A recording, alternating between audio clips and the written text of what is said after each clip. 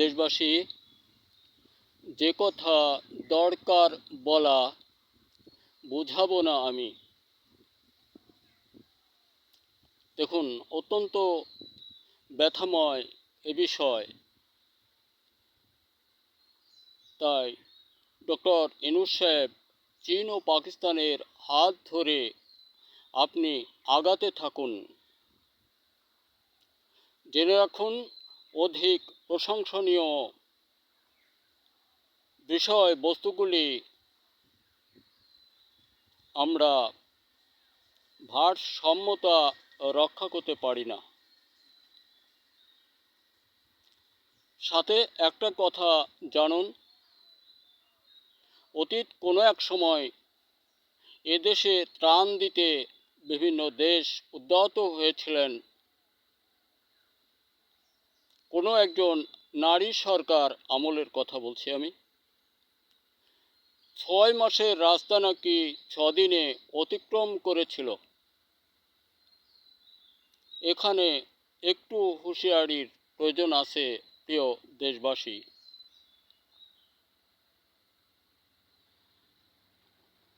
Doctor Yunus সাহেবকে আমরা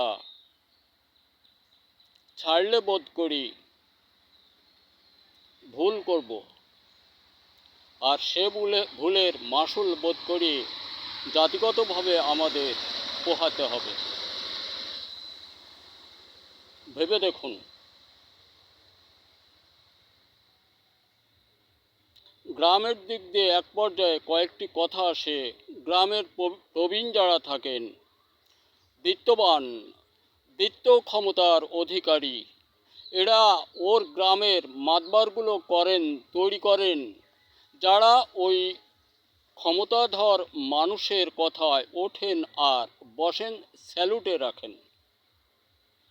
তাকে তারা পছন্দ করেন না যে সঠিক কথা বলে ওনাকেও বুদ্ধি দিতে পারে, ওনার অন্যায়টাকেও ধরে বিচারের দিকে নিতে পারে। দেশবাসী, এমনটা আমাদের দেশময় ঘটে যাচ্ছে, হয়ে বসে আছে। আমরা হয়তোবা কেউ হাততালি দিচ্ছি, আর চিন্তাশীল মানুষ যারা আছেন, এনাদের মুখের অন্ন ভেতর থেকেও চাউল হয়ে যাচ্ছে। আমাদের কোনো রকম কোনো ভ্রান্তিপথের যাত্রী না হই, এটা হুঁশিয়ার। ডক্টর ইউনূস সাহেব, মনে ব্যথা না নিয়ে সাধ্য অনুসারে আপনি আপনার জাতির হাত ছাড়বেন না। তাহলে এ জাতির ভবিষ্যৎ ভরাডুবি হবে। আপনি আছেন তাই সমগ্র বিশ্ব এই বাংলাদেশটাকেও চিনতে পারছে। আপনি আছেন তাই যোগ সহযোগে ইসলামিক বিশ্বের সকল মানুষ, দলমত নির্বিশেষ, আপনাকে শ্রদ্ধা ভরে, সম্মান ভরে, স্নেহ ভরে ভালোবেসেছেন। শুধু মুসলিম বিশ্ব নয়, সমগ্র বিশ্ব। সমস্যা একটুখানি বিরাজ করে।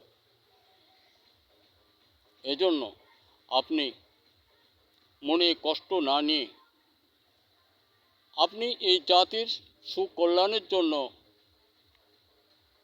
বিমুখ হবেন না। আপনাকে সাহায্য করবেই, সাহায্য আপনি পাবেনই।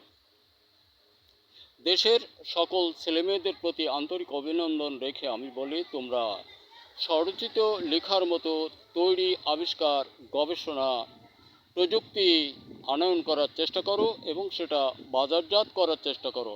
সবই তোমরা তোমাদের চোখের সামনেই দেখতে পাচ্ছ।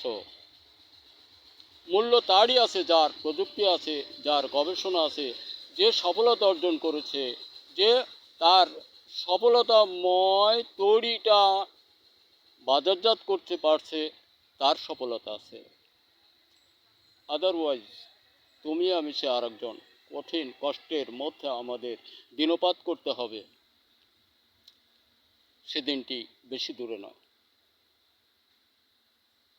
বিশেষ প্রকাশ ছিল ডক্টর ইউনূস সাহেবের করগতে দেশটা থাকলে এই দেশের মানুষ একজন দুই চারটে মানে দুইটা করে দিনে পার ডে দিন রাত্রে চাকরি করে কর্ম করেও ভ্যাকান্স থেকে যেত। বোধ করি 2-4 বছরের মধ্যেই অন্য দেশের মানুষ এসে এদেশের কর্মময় জীবন যাপন করতে এবং প্রশংসায় ভরত। বাংলাদেশ অনেক উন্নত, সেটা আল্লাহর ইচ্ছা ডক্টর ইউনূস সাহেবের হাত ধরে।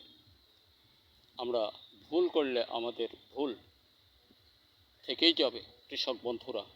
আমরা যেন একটা দিকে ভুল না করি। বিশ্ব অন্ন খাদ্য সংস্থাকে মজবুত রাখতে হলে সকল পর্যায়ের রাজনীতিবিদদেরকে অন্ন যোগানি দিতে হলে আমাদের ফসল উৎপাদনে থাকতে হবে।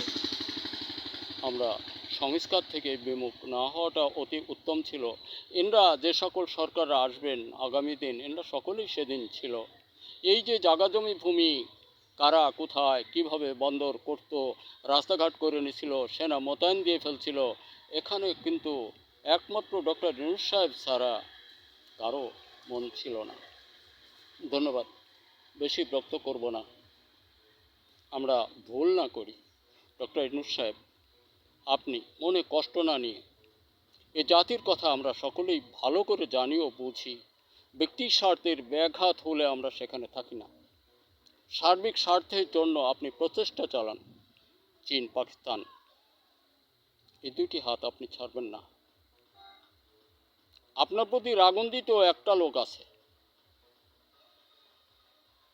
সেটা শুল্কের বিষয়।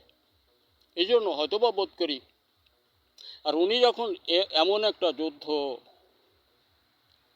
বলবো না এখন আমি ওনাকে দিয়ে একটি কথা বলবো, সেটা উনি এটা যখন নিরসন করেছেন, তাহলে গাজাবাসীরা কেন এতদিন অত্যাচারজনিত আচরণের মধ্যে তাদের জীবন নাশ হচ্ছে, উনিই কি করাচ্ছেন তাহলে? কিন্তু কেন?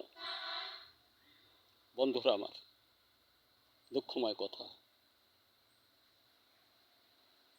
দুঃখময় কথা।